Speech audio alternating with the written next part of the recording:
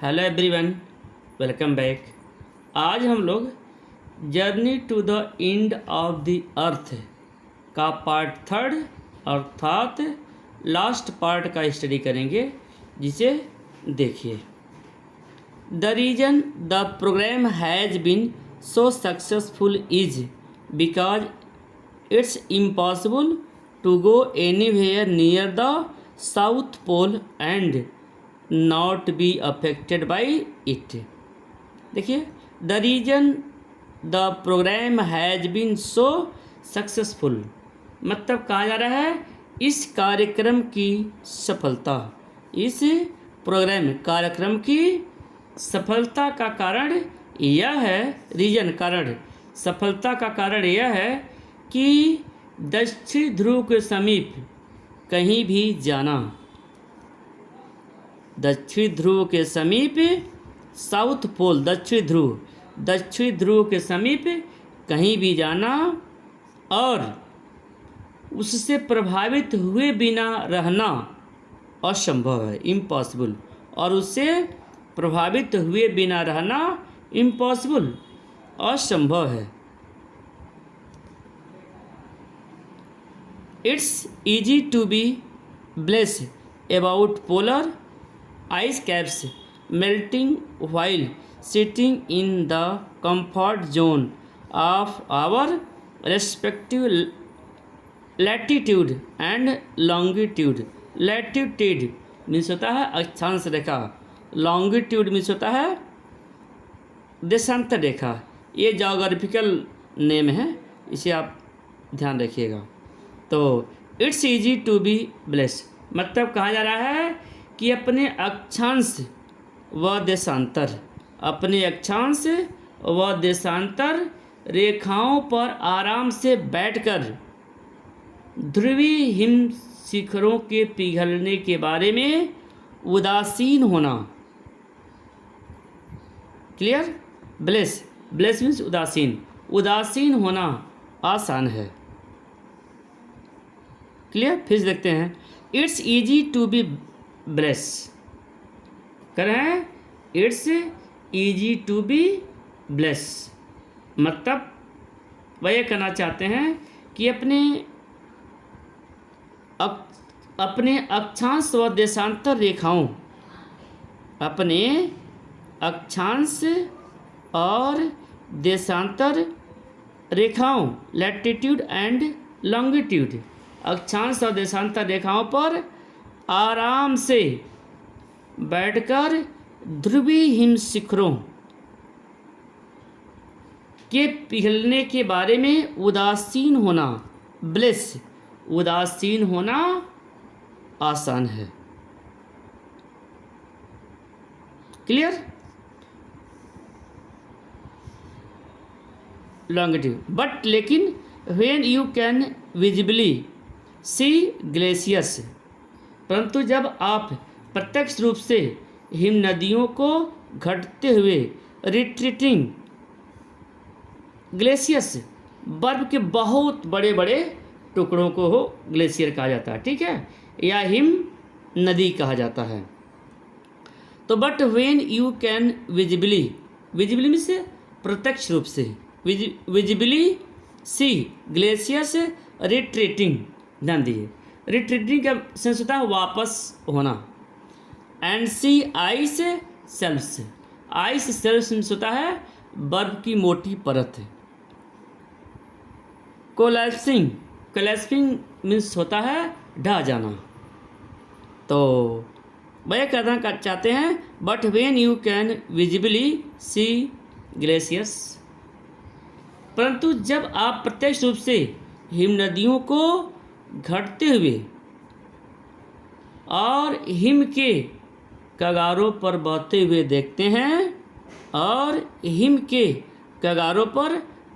देखते हैं, you begin to realise that the threat of global warming is very real.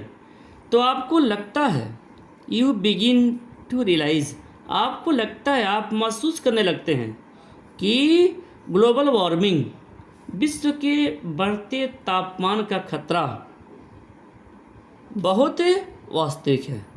अब क्या महसूस करते हैं कि विश्व के बढ़ते तापमान, ग्लोबल वार्मिंग, बढ़ते तापमान का खतरा बहुत वास्तविक है, वेरी रियल, बहुत वास्तविक है। Antarctica because of her simple ecosystem and lack of biodiversity. देखिए बायोडाइवर्सिटी, बायोडाइवर्सिटी मीन्स होता है जैव विविधता। इकोसिस्टम, इकोसिस्टम मीन्स होता है जीव वातावरण। यानी कहा जा रहा है अंटार्कटिका अपनी सरल पर्यावरणीय परिस्थिति, अपने सरल पर्यावरणीय परिस्थिति और जैव विविधता, बायोडाइवर्सिटी, जैव विविधता न होने के कारण वह आदर्श स्थान है। इज द परफेक्ट प्लेस, वह आदर्श स्थान है to study how little changes in the environment can have big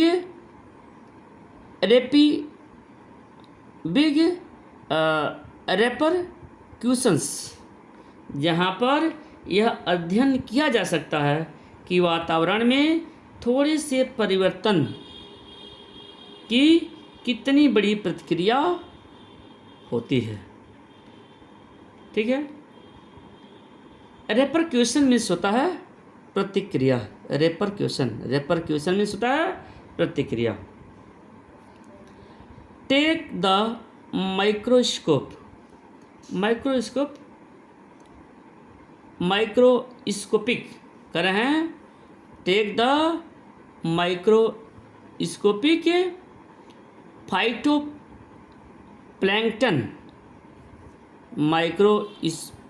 microscopic phytoplankton, those grasses of the sea that nourish and sustain the entire southern ocean's food chain।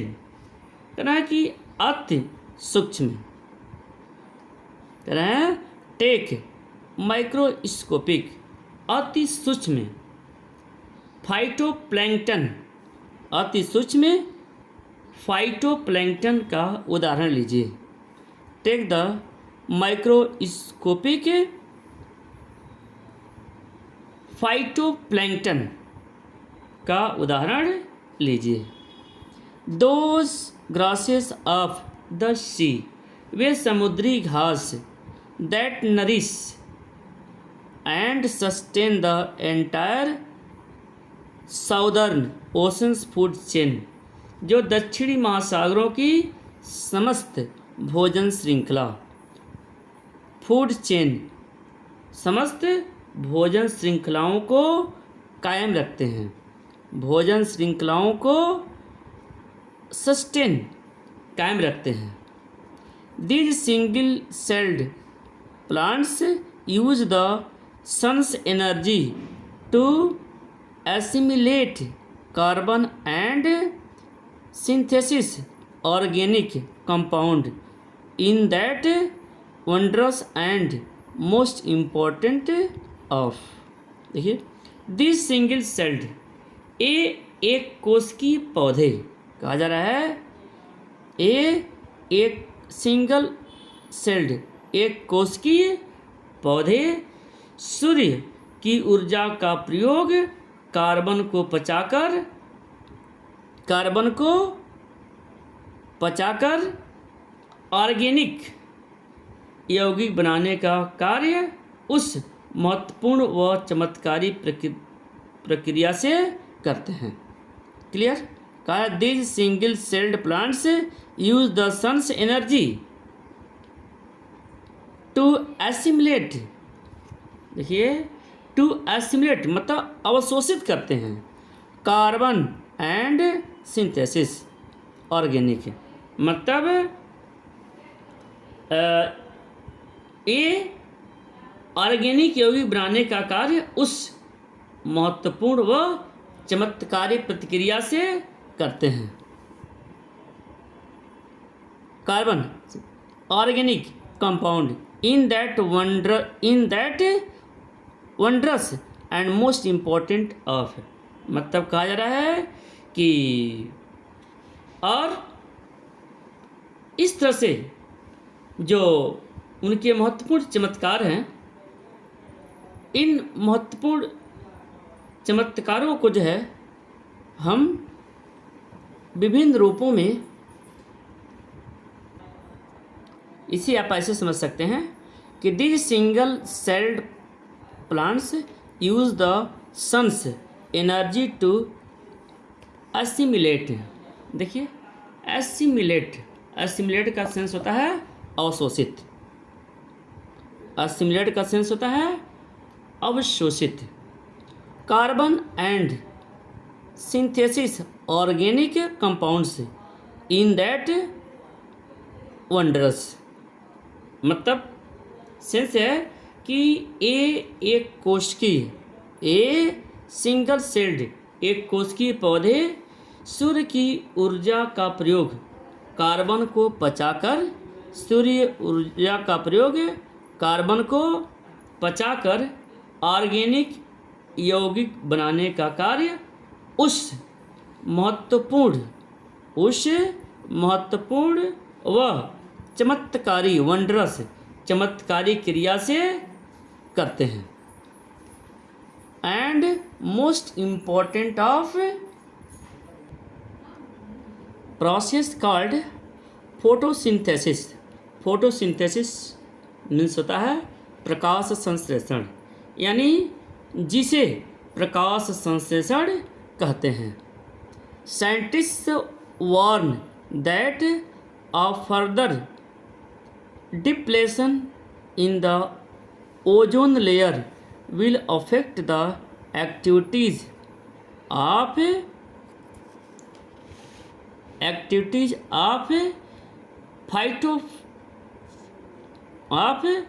phytoplankton।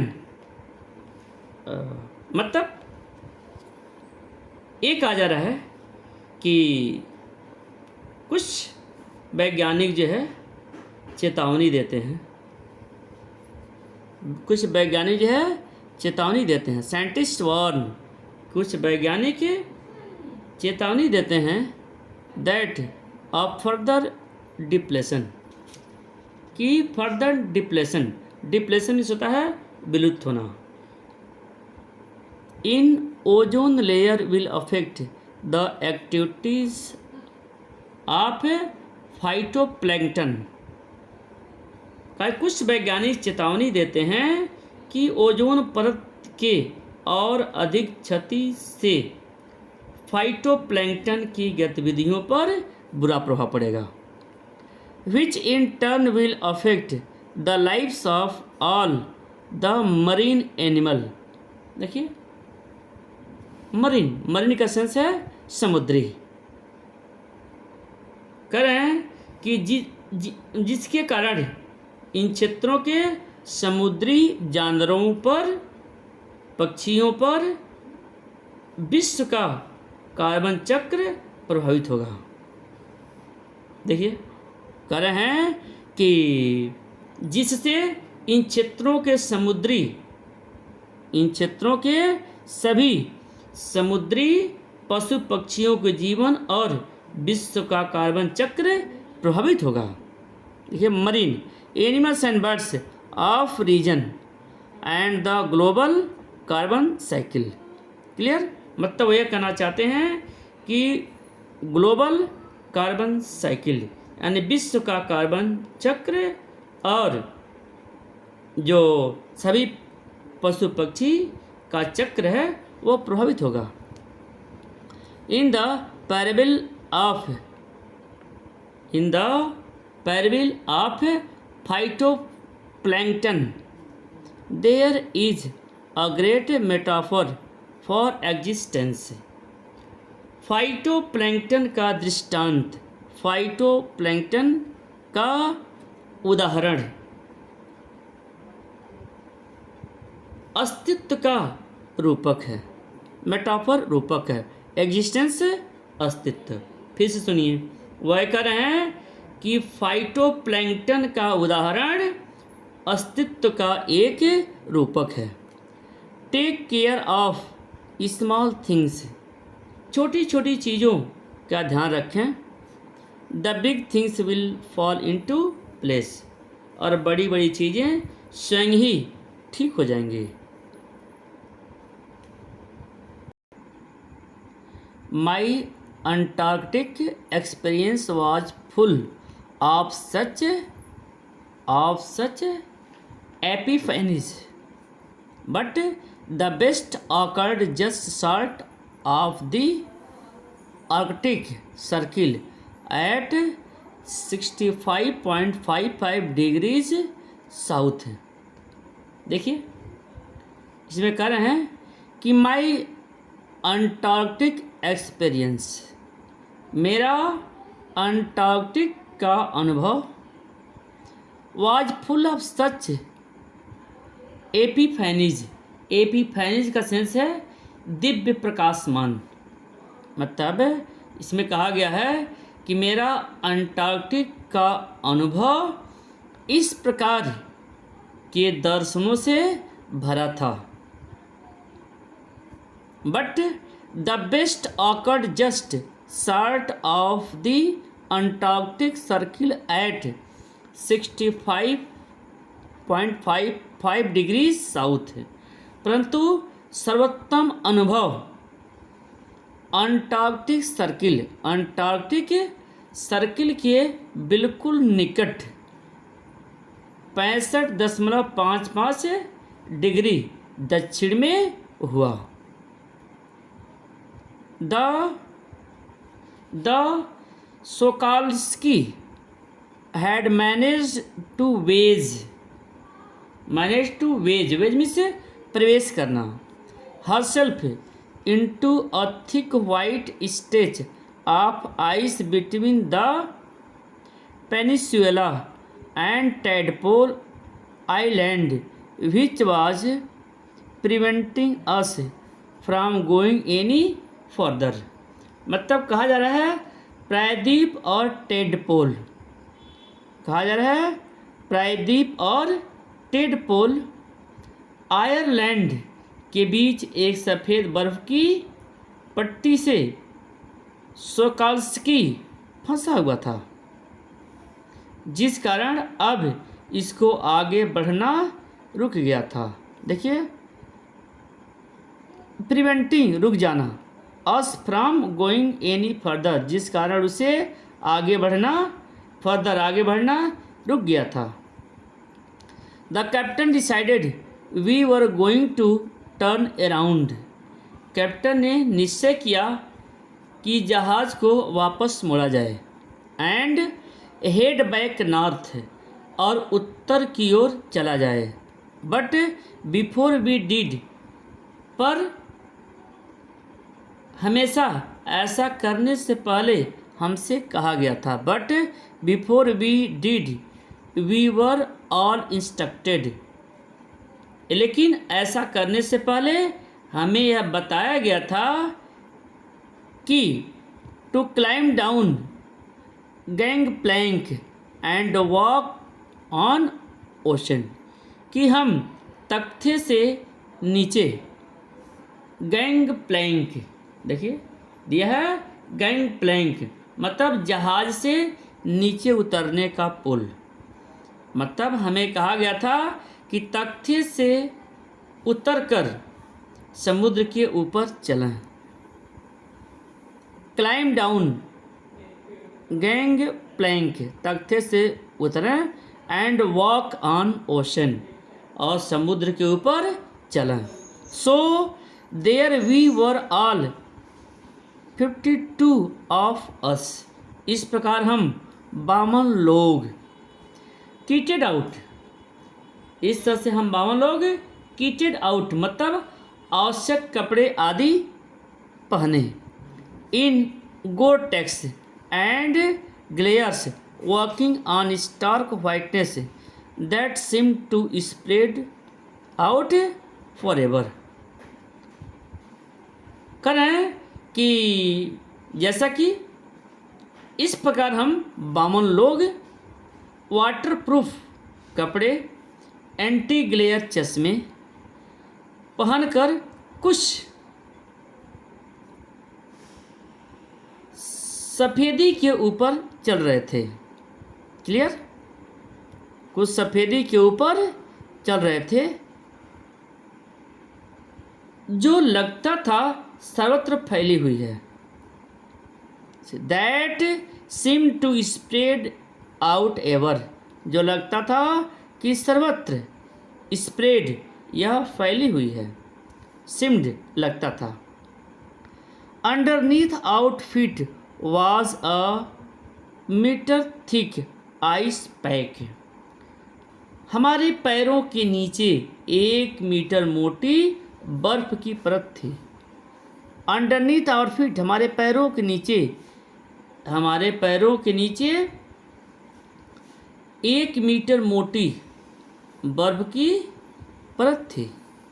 Metre और metre thick ice pack, बर्फ की परत थी, pack means परत। And underneath that 180 metres of living breathing salt water, और इसके नीचे था 180 मीटर गहरा जीवित सांस लेता हुआ नमकीन पानी, साल्ट वाटर, सांस लेता हुआ नमकीन पानी। इन द पेरीफेरी, देखिए, in the periphery, periphery means परिधि, क्रॉबीटर seals were stretching and sunning themselves on ice floes, much like stray dogs will do under the shade of a banyan tree. किनारे पर केकड़े खाने वाले सील मछलियाँ धूप सेकती हुई बर्फ के टुकड़े पर पड़ी हुई थीं। Clear? It was nothing short of revelation, यह कुछ वैसे ही था, मतलब कहा जा रहा है यह सब कुछ ऐसे ही था जैसे बरगद के नीचे आवारा कुत्ते पड़े होते हैं। शेड ऑफ बनियान ट्री, यानी बरगद के पेड़ के छाया में स्टे डॉग्स, आवारा कुत्ते पड़े रहते हैं।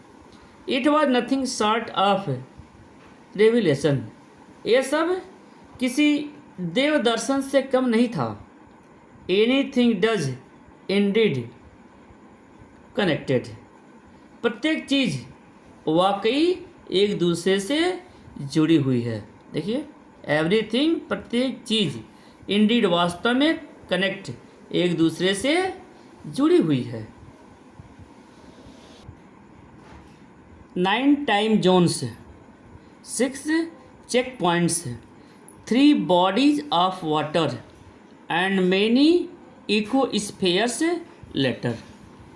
देखिए, 9 टाइम जोन्स, 9 समय जोन, 9 समय zone, 6 check points, 6 check point, 3 bodies of water, 3 समुद्र, बॉडीज ऑफ वाटर का सेंस समुद्र, 3 समुद्र, एंड मेनी एकोस्फियर लेटर, और कितने ही वायुमंडलों के पश्चात।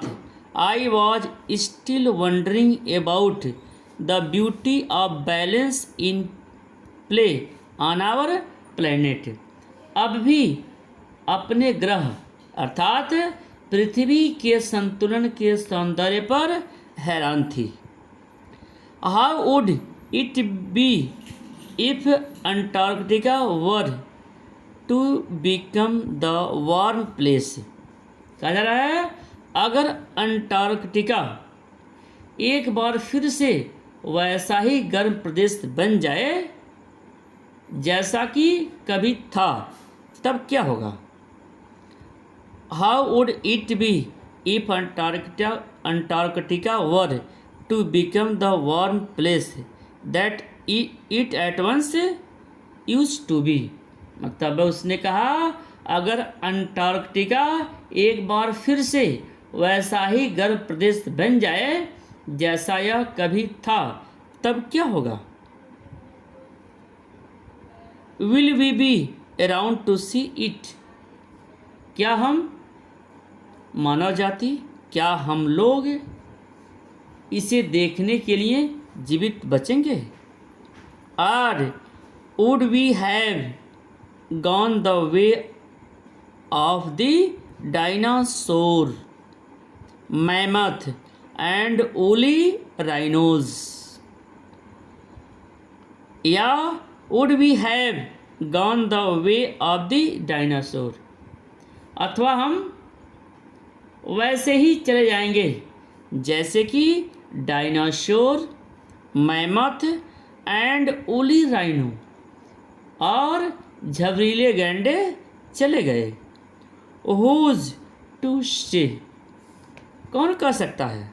But after spending 2 weeks with a bunch of teenagers, पर उन किशोरों के साथ, टीनेजर्स किशोर, उन किशोरों के साथ जिनमें पृथ्वी को बचाने का आशीर्वाद अभी है। But after spending 2 weeks with bunch of teenagers who still have idealism to save the world, जिनमें पृथ्वी को बचाने का आदर्शवाद अभी भी है। All I can say is that a lot can happen in million years. 2 सप्ताह बिताने के बाद मैं सिर्फ इतना कह सकती हूँ। आई कैन से, मैं सिर्फ इतना कह सकती हूँ, is that a lot can happen in million years, कि मिलियन मतलब 10 लाख वर्ष में, क्या कहा? अ मिलियन ईयर्स, 10 लाख वर्ष में बहुत कुछ हो सकता है। A lot can happen in million years, यानी 10 लाख वर्ष में बहुत कुछ हो सकता है। But what difference a day makes, परंतु एक दिन भी, परंतु एक दिन भी कैसा अंतर पैदा कर सकता है। बट एक दिन भी कैसा अंतर पैदा कर सकता है, अर्थात ये कहा जा रहा है कि एक दिन में भी बहुत सारे परिवर्तन हो सकते हैं।